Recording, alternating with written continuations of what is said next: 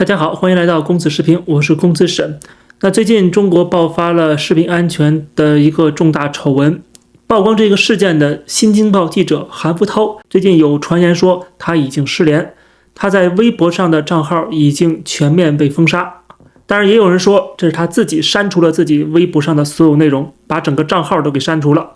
到底这是为什么？一个揭发重大丑闻的一个知名的调查记者，在这件事情发生之后，居然人间消失。如果这件事情发生在国外，那这个记者肯定是到处风光无限啊，不停地接受媒体的报道，去讲述他调查的整个过程来龙去脉。可是在中国，你揭露一个这个事情，让大家都关注到了，这个人反而藏起来，不敢在任何的公共场合出现。我们看韩福涛作为新京报首席的调查记者，他过去也做了很多的相关报道。在2016年的时候，卧底一家服装厂，曝光了当地童工产业揭露了中介从云南等地的山区里拉初中辍学的儿童卖给服装厂当童工未成年的劳动力。2020年，他还调查了安徽太和多家医院涉嫌骗保，揭露多家医院以免费套路拉拢没有病的或者轻症老人住院，套取医保基金。然后2021年，他又卧底网红的餐厅，发现了用隔夜的死蟹当活蟹来卖，还有土豆腐烂发馊后继续食用的情况。2024年，他又调查了这一次的这个罐车混装油，揭露了油罐车卸完没油直接装运食用大豆油。当然了，在我看来，过去有可能是他独立的去进行了报道，揭露了一些事件。那这一次呢？蛮有意思的，就是不是他首先曝光的，过去一直有这样的传闻也好，报道也好，只不过没引起大家的重视。这次给直接拍到了现场的影片直接采访到了相关的从业人员，透露出了细节。所以说这件事情引起了大家的公愤，所以他并不是第一个吃螃蟹的人。那么第二就是新京报跟党媒也没有太大两样了，现在已经全面被接管、被控制，所以现在爆出的所谓的丑闻也好，爆料也罢，我想都是经过上级的审核批准，才可能出现在人们的面前。因此这件事情扑朔迷离，涉及不涉及内部的政治权力斗争，或者是利益上的争夺，韩福涛本人是不是被人当枪使，会不会成为一个争斗的牺牲品，我想他心里也清楚。所以说他特别小心自己的安全，哪怕把过去的这个所有的微博全部清空。从这儿可以看得出，在中国想做任何的扒粪者的工作，想揭露社会的黑暗，希望大家能够引以警觉，行使媒体作为第四权的力量，在中国到底有多么的艰难。我相信韩福涛还不至于有人身的安全问题，但是目前现在有这样的传闻，至少他确实消失在公众的视野当中，那么也希望他能够安然无恙。接着我们回到这个今天的重点。上期节目我提到了北约峰会的3个重点，那其中一个就是针对中国。果然最新的消息，北约各国联合发布声明，首次公开谴责中国为俄罗斯提供军事上的支持。这是之前布林肯接受采访的时候已经暗示过了说北约可能要制裁中国，因为俄罗斯入侵乌克兰当中，中国扮演了不光彩的角色。北约声明当中提到，中国是俄罗斯对乌克兰战争的决定性助推者，而且明确地要求中国停止向俄罗斯运送武器部件以及其他关键技术。美国国家安全顾问沙利文表示说，如果中国继续这样支持俄罗斯的话，那么将削弱中国和欧洲各国的关系，并且美国将和欧洲盟友协调，继续对参与这种活动的中国实体实施制裁。中国外交部也发布了一个措辞强硬的坚决反对北约的声明，因为有很多的北约国家其实不是太想把这个矛头指向中国，他们主要是对抗俄罗斯。过去美国是私下里告诉这些欧洲国家你们虽然对付俄罗斯，但是俄罗斯背后有中国呀。可是这些国家呢一直在犹豫毕竟跟中国的贸易额还是很大的。现在好了，发表一个联合声明针对中国，说明大家站队开始越来越清晰。而北约成员国和北约国家的军事盟友全部加起来，基本上就相当于整个国际主流社会就相当于全世界最发达的、最强大的经济体联合在一起。而中国要跟这些国家为敌，而这些国家把中国看作是一个威胁，或者是中国开始跟这些国家有这样一个公开的对抗。那接下来国际形势如何的发展，应该一目了然了。而且有意思的是，就在给俄罗斯不断的提供军工用品的时候，中国政府还在今天正式宣布制裁美国的军工企业，因为他们向台湾提供防御武器。被制裁的包括6家军工企业和5名高管。说对安杜里尔公司、海上战术系统公司、环太平洋防务公司等等6家企业冻结在我国境内的动产、不动产和其他各类财产，而且还对这个像宇航环境公司的董事长、总裁、首席执行官，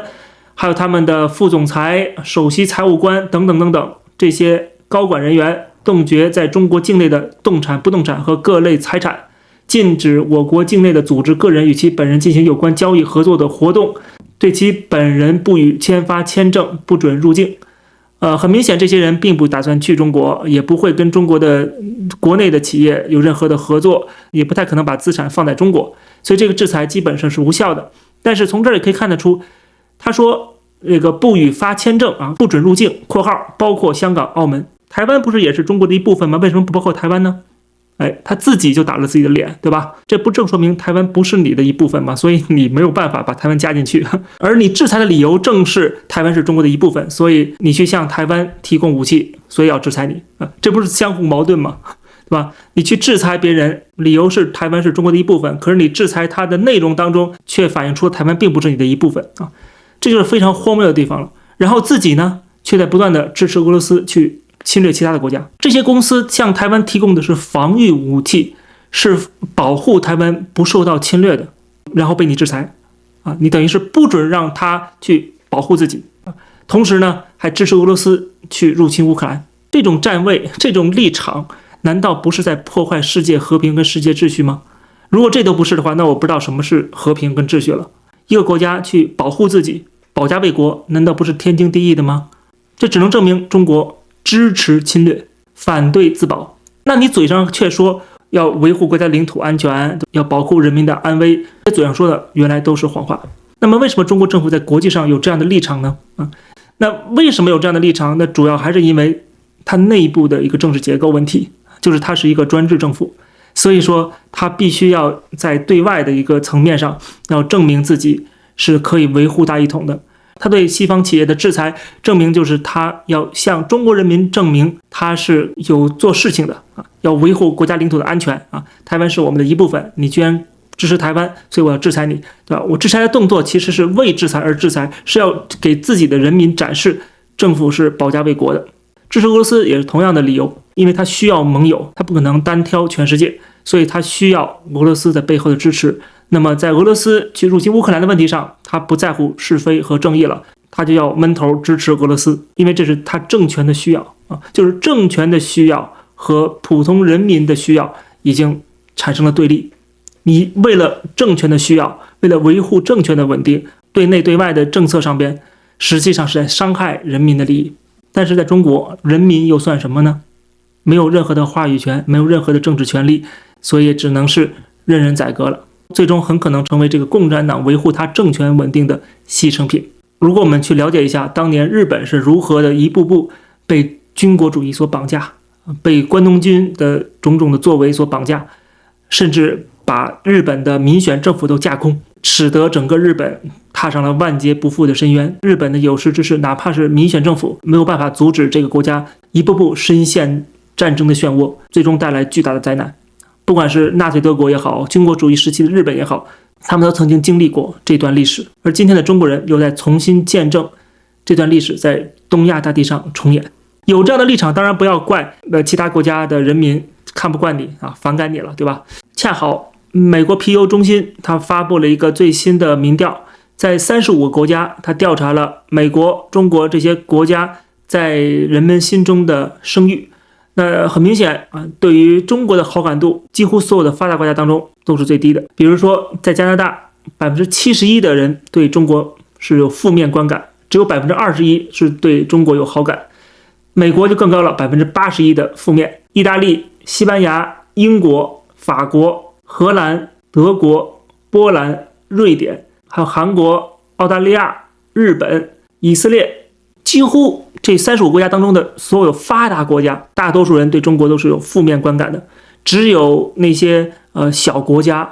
比较落后的国家、发展中国家，对中国的好感度是比较高的。这里边比如说对中国最高的泰国啊，80%是对中国有好感的啊，还有新加坡是唯一的一个发达国家里边的例外，还有马来西亚、斯里兰卡以及非洲的尼日利亚、肯尼亚、加纳，以及中美洲的秘鲁、墨西哥、哥伦比亚、阿根廷，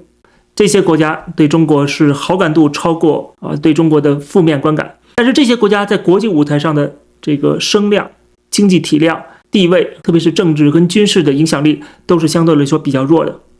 这些国家可能更依赖于跟中国的贸易，特别是来自中国的投资。但是你能说得罪了肯尼亚和得罪了美国是一样的吗？当然不一样。对于一个国家的国家利益来讲，对于这个国家的人民的福祉来讲，你当然是要跟发达国家保持好的关系。至于那些比较弱的、没有存在感的国家，其实他们的观感对中国的好感度好不好，这个高不高，其实并没有那么重要。毕竟他们首先的购买力就是很有限的啊，他也没有办法成为这个你的产品的足够的一个庞大市场。但是你的市场是在欧美，是真正有这个经济实力去购买这些产品的这些成熟市场。而在这些成熟市场当中，人们对中国的好感度是大部分是负面情绪的。这就注定了在国际舞台上，中国只能对这些弱小的国家这些需要扶持的国家去大撒币去进行所谓的投资但大多数情况下根本是回不了本的。但是呢，他们却从这些国家当中获得不了好处，唯一的好处就是共产党这个政府他们的一些做法跟决策在国际舞台上可以获得这些小国家的支持这是唯一的好处，就是这些国家能够对共产党的这个政权是一个合法性的支持。但是对中国经济的繁荣、人民的福祉来讲，这些小国是起不了任何作用的，几乎起不了任何作用中国人能够改变过去的一穷二白，能够走到今天，还是要靠欧美市场、欧美国家。但是眼看着跟这些国家的关系越来越差，中国的形象也越来越差。那我们其实再看另外一个数据，也能够看出来，就是不管是这些对中国很友好的国家，还是对中国有负面观感的国家，其实我们对比一下他们对美国的态度，再看对中国态度，哪怕是对中国有好感的这些小国家，他们对美国的好感度反而更高这就是很矛盾的地方了。我们看像波兰、韩国、以色列、美国自己，还有日本、意大利智利、加拿大、英国、匈牙利、德国、西班牙等等等这些国家，对中国好感度很低的国家但是对美国的好感度是非常高的。即使对中国的好感度很高的国家，但是他们却对美国的好感度更高。像刚才我说的加纳、肯尼亚、哥伦比亚、尼日利亚、秘鲁、巴西这些国家那么这里边的唯一一个特例还是新加坡，就是新加坡对美国的态度要远远低于对中国的好感度就是48%比67%。它实际上新加坡的这个地位完全靠欧美支撑，所以才能够成为亚洲的金融中心它需要靠的是欧美的技术、欧美的资金、欧美的人才。新加坡的精英阶层，特别是新加坡政府，在国际问题上基本上也是站在美国这一边的包括制裁俄罗斯，包括把军事基地给美国，或者从美国购买先进的武器装备。可是民间的普通人反而对美国的观感没有对中国观感更好这是比较分裂的一个状态。我觉得这种分裂不光是你的思想和你的实际行动的分裂，同时也是这个政府、政治精英和普通人民的分裂。所以说这里边的这么多国家，新加坡作为一个特例，我觉得最主要原因还是在文化上。就是新加坡的人很多是说华语的，自认为自己是华人，是 Chinese 所以说他们对 China 有一种情感这种情感实际上脱离现实的，因为他们现在所享受的资本主义生活方式跟中国没有多大的关系但是他们因为有这样的一个情感上或者血统上的连接，这让他们割舍不了的所以就跟现实有点脱节。那另外还有一个原因就是他没有面对中国的直接威胁，不像台湾也有很多的中华文化这种所谓的传统纽带，但是台湾对中国的好感度那就远远比新加坡对中国的好感度要差得多了。为什么？就是因为台湾直接面对着中国的威胁，他要统一你，他要占领你，他要对你进行殖民统治，他要把自己的那一套意识形态和政治体制完全强加于台湾人身上。但是新加坡没有这样的顾虑，包括马来西亚其实也是他没有中国直接的威胁这样的顾虑，所以他反而可以去跟你友好，因为他不在乎你这个政权是不是专制政权，是不是要侵略别的国家也不在乎你这个政府对自己人民是怎么做的，反正他们在千里之外，也不受到你共产党的统治和压迫，对吧？所以说他们就可以忽略这一方面，